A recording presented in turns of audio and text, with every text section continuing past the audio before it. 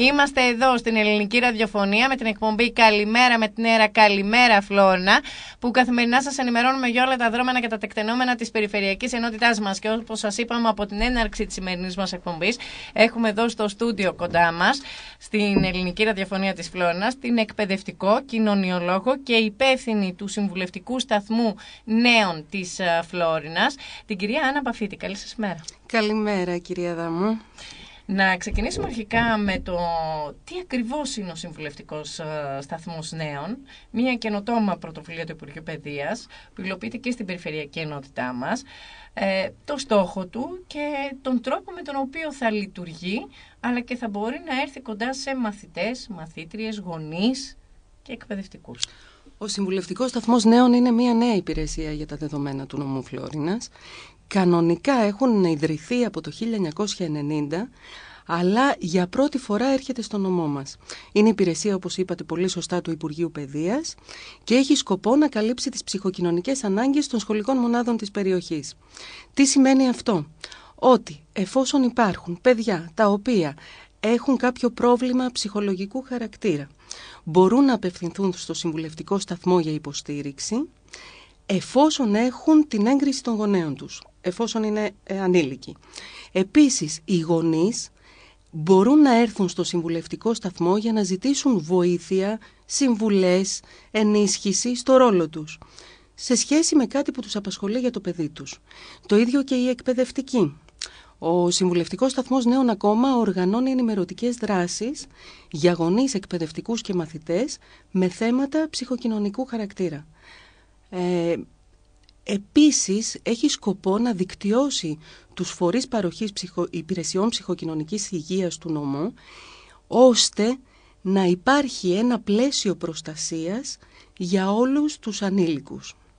Κυρία Παφίτη, επειδή αναφερθήκατε σε ψυχολογικά κυρίως προβλήματα, οι γονείς πολλές φορές δεν μπορούν να αναγνωρίσουν ένα ψυχολογικό πρόβλημα που έχει ένα παιδί, είτε λόγω του ότι μπορεί το παιδί να το κρύβει καλά, είτε λόγω του ότι κανένας γονέας δεν θέλει να παραδεχθεί ότι το παιδί του μπορεί να έχει κάποιο ψυχολογικό πρόβλημα. Πώς μπορεί κάποιος γονέας να αντιληφθεί αν το παιδί του έχει κάποιο πρόβλημα και τι προτείνετε εσείς στους γονείς να κάνουν για να παραδεχθούν ότι ναι, το παιδί τους έχει κάποιο πρόβλημα? Πολλές φορές δεν μπορούμε να παραδεχτούμε και για τους ίδιους μας τους εαυτούς, πόσο μάλλον για τα παιδιά μας που αγαπάμε διπλά. Έτσι. Είναι πολύ σημαντικό αυτό που λέτε. Πραγματικά οι γονείς δυσκολεύονται να αποδεχτούν την ύπαρξη προβλήματος για το παιδί τους. Γι' αυτό ακριβώς το σκοπό πρόκειται να οργανώσουμε ημερίδες ευαισθητοποίησης των γονέων. Απλώς αυτό που θα ήθελα να πω σε αυτή τη φάση είναι ότι οι γονείς πρέπει να κινητοποιηθούν εφόσον δουν ότι το παιδί τους έχει επιθετικότητα. Εφόσον δουν ότι το παιδί τους δεν σχετίζεται με τους συνομιλίκους του όπως θα έπρεπε, δεν έχει φίλους. Εφόσον δουν ότι έχει απρόσμενες αντιδράσεις, πάρα πολλά σκαμπανεβάσματα στη συμπεριφορά του. Όλα αυτά είναι μηνύματα τα οποία πρέπει να θορυβήσουν τους γονείς. Ένα άλλο θέμα είναι η παραμονή στο διαδίκτυο για πάρα πολλή ώρα. Δείχνει κάποιο πρόβλημα και φυσικά εννοείται ότι η χρήση ουσιών είναι κάτι που οπωσδήποτε πρέπει να χτυπήσει καμπανάκι. Σαφέστατα.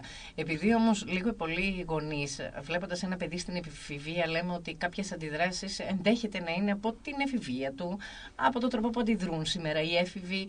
Πώς μπορούμε να ξεχωρίσουμε αυτές τις δύο διαφορετικές έννοιες, το ότι το παιδί μου αντιμετωπίζει πρόβλημα και το παιδί μου απλά περνάει την εφηβεία όπως όλα τα παιδιά? Είναι φυσιολογικό τα παιδιά στην εφηβεία να έχουν λιγότερη υπομονή, να αμφισβητούν περισσότερο την εξουσία. Είναι αναμενόμενο να έχουμε κάποιες αντιδράσεις αυτού του είδους.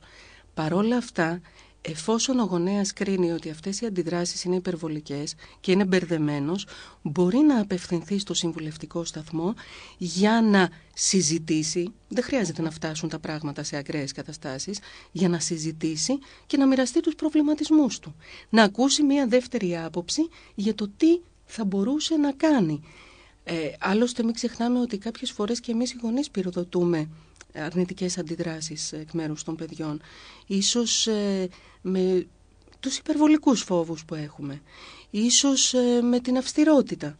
Οπότε ας έρθει να τα συζητήσουμε ο γονέας που ανησυχεί αυτά τα πράγματα, και εφόσον δούμε ότι πραγματικά το παιδί χρήζει συστηματικής ψυχολογικής υποστήριξης, μπορεί να παραπεμφθεί σε υπηρεσίες δωρεάν που λειτουργούν στο νομό Φλόρινας και που έχουν ψυχολόγους για ψυχοθεραπεία. Δεν είναι τίποτα το φοβερό. Αυτό που θέλω να σας πω, είναι μια πολύ καλή αφορμή η σημερινή εκπομπή, είναι ότι οι υπηρεσίες ψυχοκοινωνικής υγείας πολλές φορές δεν μαθαίνονται από τους ανθρώπους που έχουν την μεγαλύτερη ανάγκη. Και γι' αυτό είμαστε εδώ και σήμερα. Επίσης, πολλοί άνθρωποι που έχουν ανάγκη θεωρούν υποτιμητικό, ντροπή τους να απευθυνθούν σε μια τέτοια υπηρεσία, σε έναν ψυχολόγο για παράδειγμα, ή φοβούνται ότι αυτά που θα του πούν θα μαθευτούν. Ευτυχώς αυτό το ταμπού τείνει να καταρριφθεί. Δηλαδή είναι απόλυτα φυσιολογικό, όπως όταν έχεις ένα κρυολόγημα που επιμένει να πηγαίνεις στον παθολόγο, είναι απόλυτα φυσιολογικό αν έχεις κάτι που σε μπερδεύει, χωρίς να μιλάμε για ψυχική ασθένεια, να απευθυνθείς σε έναν ειδικό της ψυχικής υγείας.